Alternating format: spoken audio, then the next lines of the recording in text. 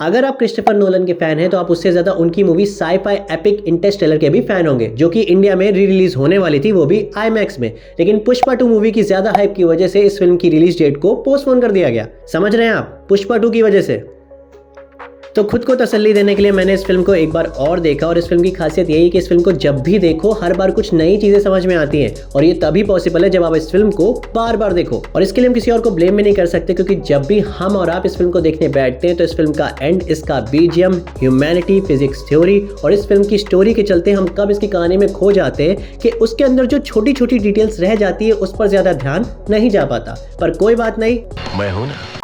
तो जो भी नई चीजें मैंने नोटिस की वही मैं आज आपको 5 पॉइंट्स के थ्रू बताने वाला हूं। तो अगर आप इंटरस्टेलर मूवी के फैन हो तो this is going to be interesting video, और आप इसको एंड तक जरूर देखना। Point number 1, Cooper first name is never revealed. क्योंकि अगर हम इस बात पर गौर करें तो पूरी फिल्म में कूपर का पहला नाम कभी भी मेंशन ही नहीं किया गया है। उनको हमेशा उनके सरनेम कूपर, एक फॉर्मर मिलिट्री पायलट के नाम से ही बुलाया गया है, जिनकी पास्ट लाइफ में जो भी हुआ उससे हम आज भी अनजानी हैं। इससे हमें यह भी पता चलता है कि अर्थ में डिस्ट्रक्टिव सिचुएशन होने के कारण हर पर्सन की पहले की आइडेंटिटी को भुला दिया गया है, और अब उसके प्रेजेंट टाइम में एग्जिस्टेंस ही मैटर करती है। जब कूपर गलती से ये सोच लेता है कि इन फ्यूचर उसी के नाम पर एक कूपर स्पेस स्टेशन है, तो वो अपनी पर्सनल आइडेंटिटी से ज्यादा अपने फादर के रोल से जुड़ी हुई सोच को रखता है, और असल में वो स्पेस स्टेशन उसकी बेटी मर्फी कूपर को डेडिकेट होता है, जो ह्यूमैनिटी के फ्यूचर के लिए अपने आप को पूरी तरीके से समर्पित करती है।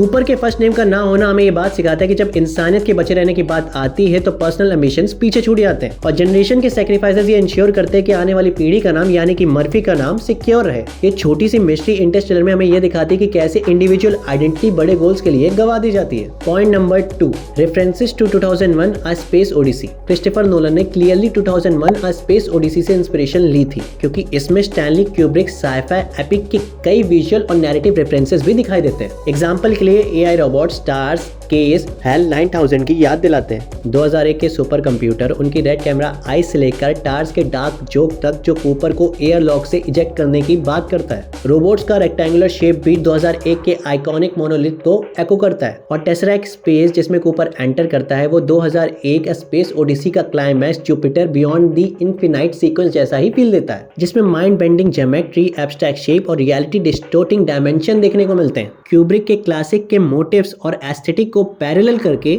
नोलन साई-फाई फैंस के लिए एक ईस्टर एग प्लान करते हैं, और साथ ही इंटरस्टेलर को सेरेब्रल साइंस फिक्शन की लेगेसी का हिस्सा बनाते हैं। लेकिन ये होमेजेस स्टोरी को एक मेटाटेक्सुअल सिग्निफिकेंस देते हैं। 1968 में आई स्पेस ओडिसी 2001 के साथ जो विजुअल और टोनल सिमिलैरिटीज है वो इंटरस्टेलर में ये सेंस बढ़ाते हैं कि ह्यूमन ने अपने नॉर्मल परसेप्शन और कॉम्प्रिहेंशन से पार एक अजीब और एक नई टेरिटरी में कदम रखा है। Point number 3, the ticking sound on Miller's planet. Interstellar की एक अनसेटलिंग बैकग्राउंड डिटेल वाटर पेरियस मिशन के दौरान हाईलाइट होती है, और पूरे सीक्वेंस के पीछे एक फेट टिकिंग साउंड चलता रहता है, जो पहले सुनने में मुश्किल लगता है। शुरू में ये रिपीटेटिव टिकिंग उस टेंशन में खोया रहता है जो डू और डाई प्लैनेटरी एक्सप्लोरेशन के साथ आता है, लेकिन इसकी नैरेटिव सिग्निफिकेंस है। ये एक टिक एग्जैक्टली 1.25 सेकंड्स के इंटरवल पे होती है, जो ये दिखाता है कि यहाँ पे एक टिक अर्थ पर एक पूरा दिन गुजारने का सिग्नल है। ये टिकिंग उस टेरिफाइंग एसिमेट्री को एम्फसाइज करता है जहां इस प्लेनेट पर गुजारे गए कुछ घंटे अर्थ पर बीत गए कुछ सालों के बराबर है। ये टिकिंग दिखाता है कि समय कितनी तेजी से हाथों से फिसल रहा है, ऐसे रिसोर्सेज के तौर पर जो किसी स्पेसक्राफ्ट के फिजिकल टूल से ज्यादा कीमती है। ये सटल ऑडियो क्यू रिलेटिविटी के एक एब्स्ट्रैक्शन और प्रेशर का एक विजुअल सिंबल है। ये टिकिंग मिशन में एक पैरेलल अर्जेंसी इमिटेट करता है और व्यूअर्स और कैरेक्टर्स को याद दिलाता है कि इस वॉइड की प्रोग्रेस के लिए क्या सैक्रिफाइस किया गया है। एक सिनिस्टर मेट्रोनोम की तरह यह एक्सट्रीम टाइम डायलेशन को क्वांटिफाई करता है, फिल्म की साइंटिफिक एक्सप्लोरेशन और ह्यूमन अटैचमेंट के बैलेंस को और हाई स्टेक्स देता है। ऐसी ही छोटी छोटी डिटेल्स इंटरस्टेलर को क्रिस्टोफर नोलन की बेस्ट मूवीज में से एक बनाती है। चलो आगे बढ़ते हैं। Point number 4, Murphy opening dialogue foreshadow Cooper's fate. एक छोटी सी बात जो इस फिल्म के अंत को क्लेवरली फोरशैडो करती है, और वो है 10 साल की मर्फी का अपने फादर से पहला dialogue, I thought you were the ghost, मुझे लगा आप वो भूत हो। अब ये लाइन फिल्म के टाइम हॉपिंग नैरेटिव के एंड तक ट्रेजिक तरीके से सच साबित होती है। फिल्म शुरू होती है जब कूपर एक क्रैशिंग एयरक्राफ्ट का नाइटमेयर देखकर अचानक से उठ जाता है, और वहीं उसकी परेशान बेटी उसके बेड के पास खड़ी होती है। उस टाइम इनिशियली उस बच्चे की बातें एक कंफ्यूजन लगती है, जो अपने पापा को अचानक से बेड से उठता हुआ देख के पूछती है।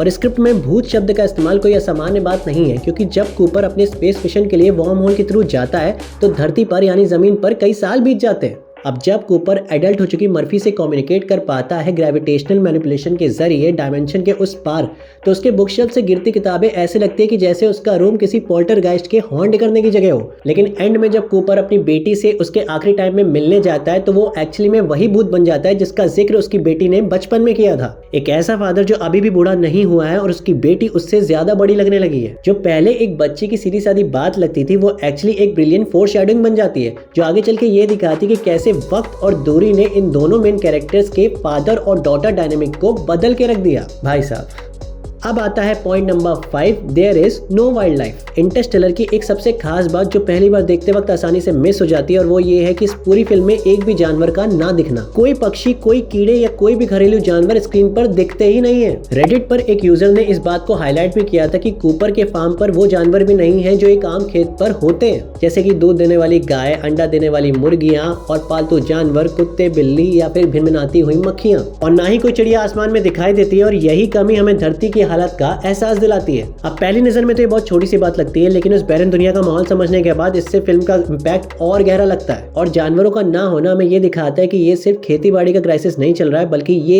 एक एक्सटिंक्शन लेवल इवेंट है। फार्म का वो खास माहौल जहाँ इन सब का होना बहुत ज्यादा जरूरी लगता है, वो क्रिस्टोफर नोलन बिना किसी डायलॉग के सिर्फ सीन दिखा के हमें समझा देते हैं। और एक बात और कि पालतू और फार्म पशुओं का ना होना कूपर और उसकी फैमिली के इमोशनल कनेक्शन की कमी को भी दिखाता है। जहाँ जिंदगी और रिश्तों को होना चाहिए था, वहाँ बस एक खाली स्पेस है और ये उस खाली दुनिया की बड़ी मुसीबत का एक रिफ्लेक्शन है। तो भाई ये थे वो 5 पॉइंट जो मैंने नोटिस किया, और अगर मुझसे कुछ मिस हो गया और आपने वो नोटिस किया हो तो प्लीज मुझे कमेंट बॉक्स में जरूर बताइएगा। तो बस आज के लिए इतना ही, मिलते हैं अगली वीडियो में। Till then bye bye and take care.